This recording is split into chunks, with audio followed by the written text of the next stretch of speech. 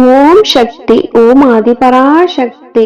என் அன்பு குழந்தையே, உன்னிடம் சில விஷயங்களை புரிய வைக்கவே நான் இன்று உன்னை தேடி வந்துள்ளேன். நடக்கையில் காலில் சிக்கிய கல்லும் வாழ்க்கையில் விடாமல் துரத்தும் கவலையும் துரத்தி கொண்டேதான் இருக்கும் என் செல்லமே. நீயே உதறி தள்ளும் வரை சத்தியமாக சொல்கிறேன், உன்னையும் உன் குடும்பத்தையும் நான் ஒரு பொழுதும் கைவிட மாட்டேன். நான் இருக்கையில் பயம் எதற்கு? உன்னை படைத்த ஈசனுக்கு மட்டும் பயந்து வாழ்ந்து பார். எந்த மனிதன் முன்பும் நீ தலைகுனிய வேண்டிய சூழ்நிலை வராது. பொறுமையுடன் காத்திரு. நடக்கவிருப்பது சரியான நேரத்தில், சரியான இடத்தில், சரியான காரணத்துடன் சரியாக நடக்கும். ஒவ்வொரு ஆணின் வெற்றிக்கு பின்னும் ஒரு பெண் இருப்பாள். ஆனால் ஒரு பெண்ணின் வெற்றிக்கு பின்னால் ஒரு சில அவமானங்கள் மட்டுமே இருக்கும். அடுத்தவர் விருப்பப்படி பேச வேண்டும் என்றால் பொய்தான் பேச வேண்டும். அடுத்தவர் விருப்பப்படி இருக்க வேண்டும் என்றால் நடிக்கத்தான் செய்ய வேண்டும். என் அன்பு குழந்தையே, நீ நீயாக மட்டுமே இரு. நீ செய்யும் நன்மை தீமைகள் அனைத்தையும் காலம் குறித்து வைத்து கொண்டு காலமும் நேரமும் வரும் பொழுது அதை உனக்கே திருப்பி கொடுக்கும். பிரச்சனைகளுக்கு சிறந்த ஆயுதம் பொறுமைதான். அதற்கு கால தாமதமாகும், ஆனால் ஒரு பொழுதும் தோற்று போகாது. குழந்தையே, புன்னகையும் மௌனமும் பலம் வாய்ந்த ஆயுதங்கள். புன்னகை பல பிரச்சனைகளை தீர்க்கும், மௌனம் பல பிரச்சனைகள் வராமலேயே தடுக்கும்.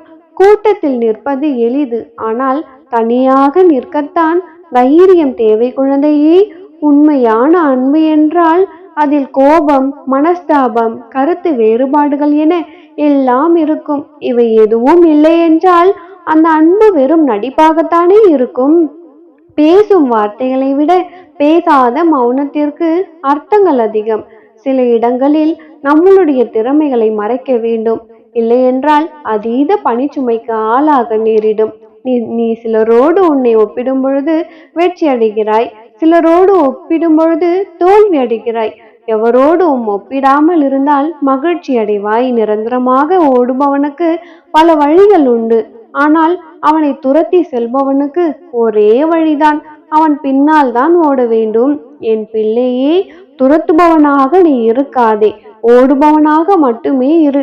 நம்மை தவறாக நிலைத்து விட்டார்களே என்று புலம்பாமல், நம்மை இவ்வளவுதான் புரிந்து வைத்துள்ளார்கள் என்று விலகுவது சிறப்பான பதிலடி. உன்னை வழிநடத்த அறிவை பயன்படுத்து, அடுத்தவர்களை வழிநடத்த அன்பை பயன்படுத்து. வாழ்க்கையில் எக்காரணம் கொண்டும் இந்த 3 பேரை மறக்கவே கூடாது. ஒன்று, கஷ்டத்தில் உதவியவன். இரண்டாவது, கஷ்டத்தில் உதவாதவன். மூன்றாவது, கஷ்டத்தை உண்டாக்கியவன்.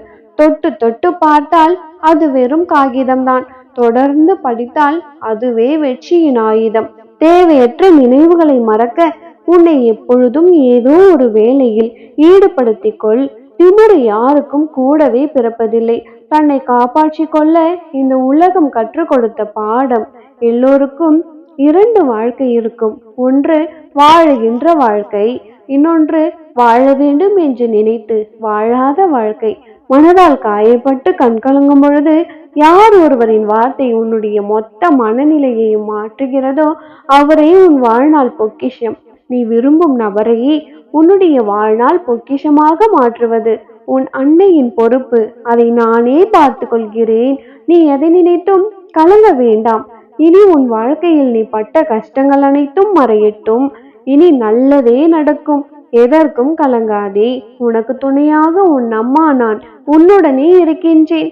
இந்த நாள் அம்மனொருளால் அழகிய நாளாக நிறைவடையட்டும். நல்லதே நினை, நல்லதே நடக்கும். ஓம் சக்தி. ஓம் ஆதிபராசக்தி.